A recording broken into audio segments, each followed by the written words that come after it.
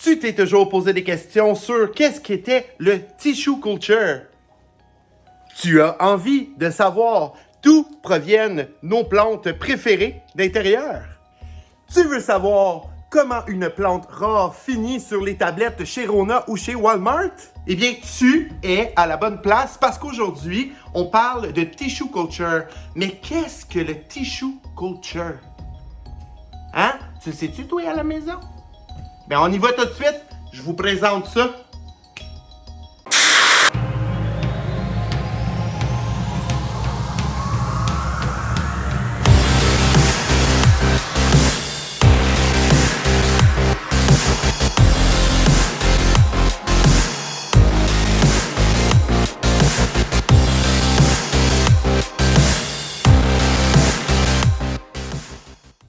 Avant de commencer à vous expliquer qu'est-ce qu'est le tissue culture, si tu n'es toujours pas abonné à ma chaîne YouTube, c'est ta chance de le faire. Juste en dessous ici, tu peux cliquer sur subscribe ou abonnement en français. Si tu veux, il y a les petites cloches que tu peux sonner pour être notifié quand un nouveau de mes vidéos est en ligne. Et si le cœur t'en dit, n'oublie pas de laisser un petit pouce en l'air juste en dessous ici et me laisser un commentaire. Quelle plante aimerais-tu voir massivement reproduite? Bon, assez jasé d'autres choses, on va entrer dans le vif du sujet. Qu'est-ce que le tissue culture?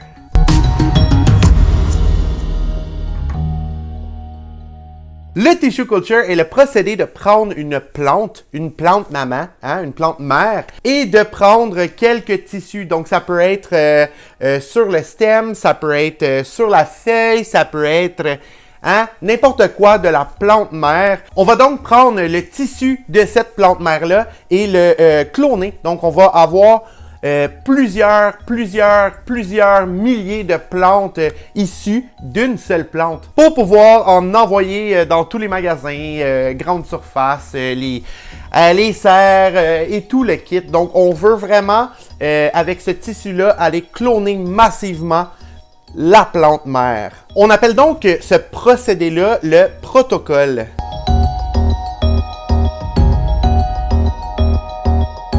Est-ce que tu savais, toi, à la maison, que 80 à 90% des plantes qu'on voit dans les magasins, grandes surfaces, dans les serres, dans les centres de jardin, ce sont toutes des plantes issues de tissue culture? Eh bien, moi, j'étais au courant, mais peut-être pas à ce point-là. Donc, je pensais pas que 80 à 90% des plantes en serre et en magasin sont issues du tissue culture. Maintenant, tu vas te coucher moins niaiseux, mon ami.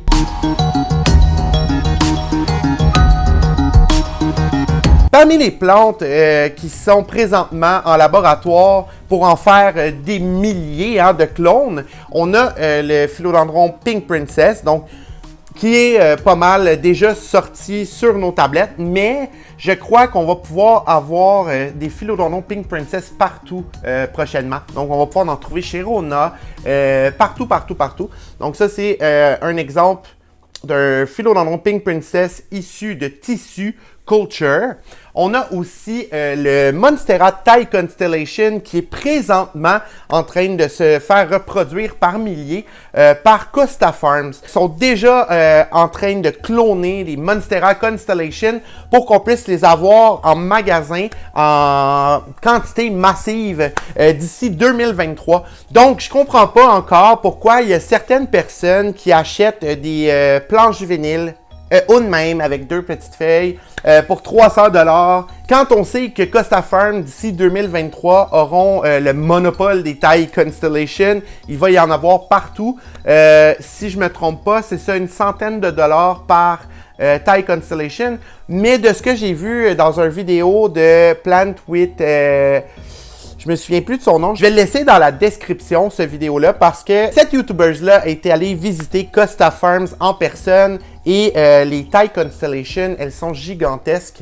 Donc, si vous ne le saviez pas, je vous informe aujourd'hui que vous allez pouvoir mettre la main sur des Thai Constellation d'une bonne grosseur pour une fraction du prix que vous payez en ce moment pour les plants juvéniles. Comment les laboratoires décident quelle plante sera issue du tissue culture?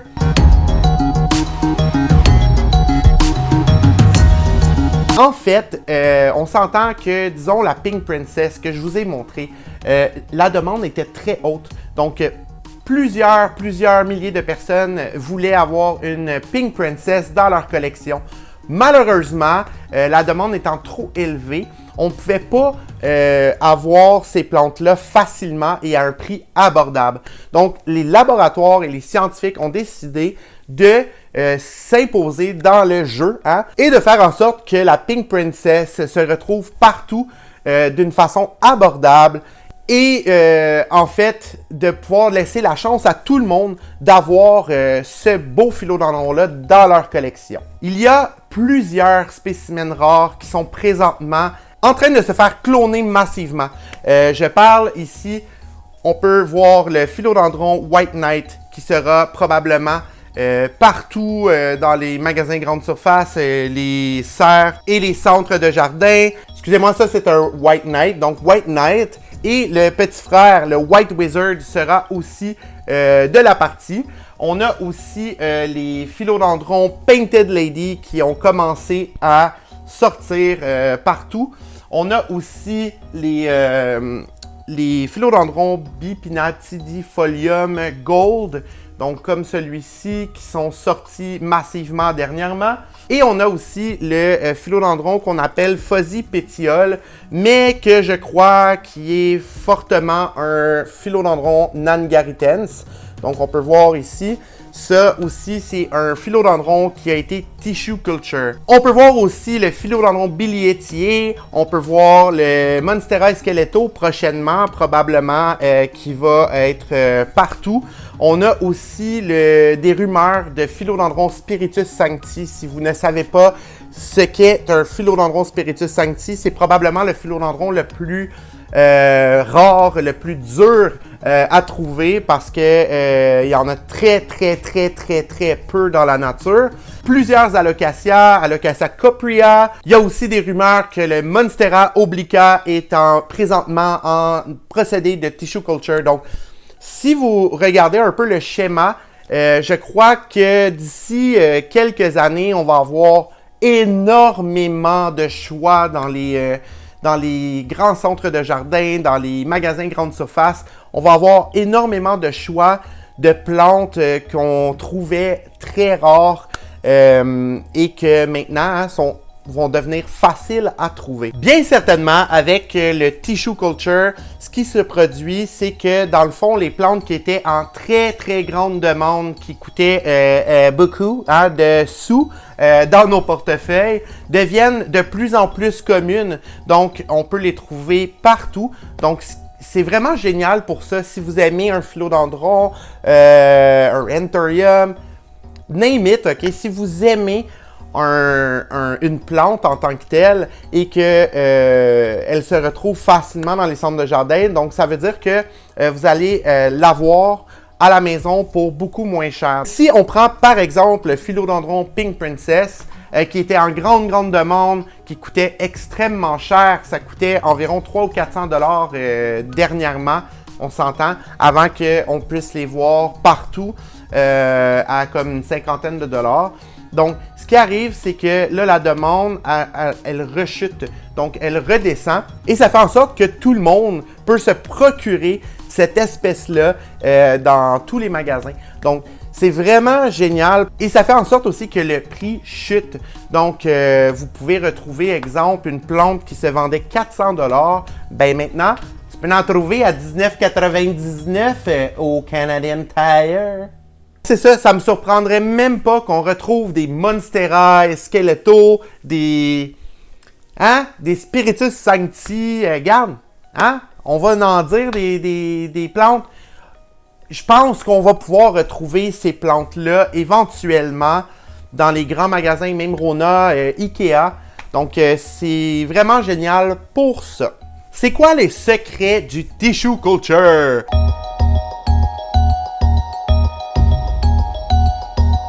En fait, le tissue culture, c'est vraiment approprié à une compagnie. Donc, si une compagnie a trouvé la recette miracle pour refaire, par exemple, des philodendrons White Knight, on ne veut pas divulguer la recette à une autre compagnie qui va faire l'argent à sa place. Donc, c'est vraiment tout un procédé de business.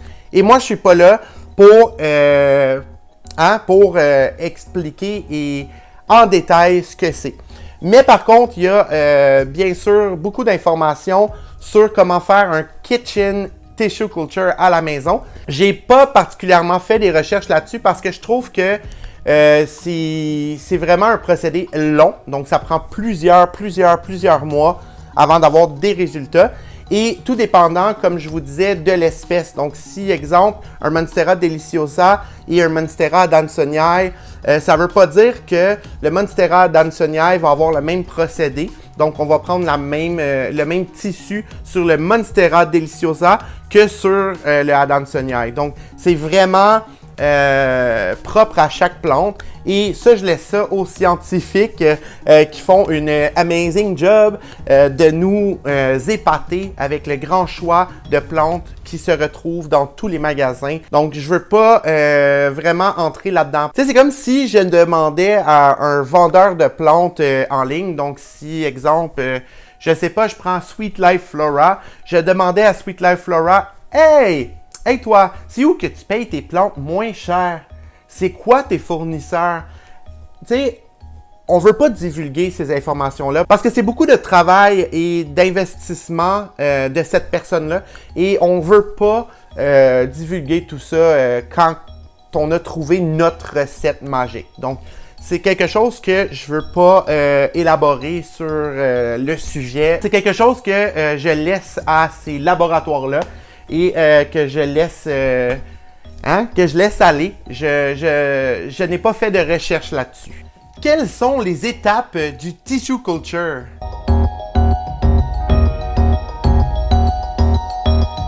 L'étape numéro 1, c'est la préparation du matériel nécessaire. Le matériel de la plante et le média de croissance. Par la suite, le matériel sera placé. Numéro 2, la plante croîtra dans le matériel jusqu'à ce qu'il y ait des tiges qui se créent. Avec le temps, la plante va se multiplier dans le média et ça fera en sorte qu'il y aura plusieurs tiges actives qui vont se développer dans le média et vont se multiplier dans le tissu de cette plante-là. Troisième étape, les plantes seront sous-cultivées. Ça va se faire par division. Toutes les tiges seront séparées et seront placées dans un nouveau média.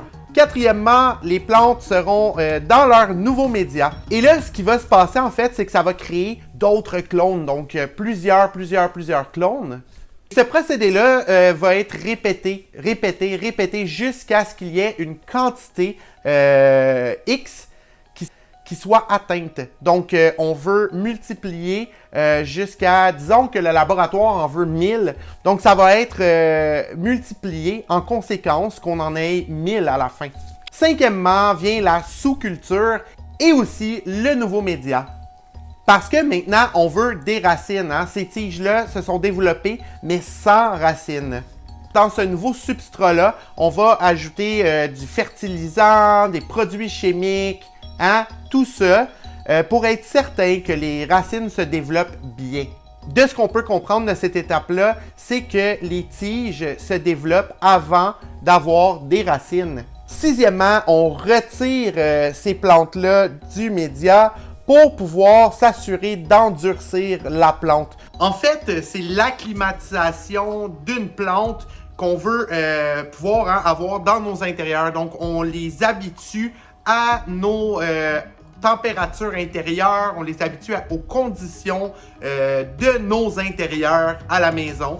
Donc, on veut vraiment endurcir la plante et faire en sorte qu'elle ne soit pas fragile pour nous et qu'elle soit facile. Parce qu'on s'entend que les plantes sont en laboratoire depuis tout ce temps-là. Donc, on a des conditions vraiment différentes en laboratoire que dans nos maisons, hein, on va se le dire. Donc, c'est pour ça, cette étape-là, elle est cruciale pour faire en sorte que cette plante-là se développe dans nos intérieurs d'une façon convenable et qu'elle ne soit pas fragile à l'arrivée de cette plante-là chez nous. Et bien, après ça, la dernière étape, sont envoyés dans tous les serres, tous les magasins grande surface. Donc, on peut retrouver ces plantes-là sur nos tablettes, dans nos centres de jardin préférés, dans les magasins grande surface. Partout. J'espère que vous allez comprendre d'où vient votre plante et pourquoi certaines fois, il y a certaines plantes qui coûtent un peu plus cher. C'est que ça doit dépendre aussi de tout l'effort et l'argent mis sur un projet. Donc voilà, c'était tout pour mon vidéo d'aujourd'hui. J'espère que tu as aimé ça. J'espère que tu t'es abonné à ma chaîne. Et j'espère aussi que tu t'abonnes à mon Instagram. Bientôt, je vais avoir mon TikTok. Donc, vous allez pouvoir vous abonner aussi à mon TikTok. Éventuellement, ça s'en vient. Je travaille vraiment beaucoup sur les sketchs et tout ça. J'ai des idées plein la tête, mais par contre, je veux être certain d'en avoir plusieurs avant d'ouvrir ça. Je vous remercie d'avoir été là. Je vous souhaite de passer une excellente journée ou soirée. On se revoit aux prochaines vidéos. Bye bye!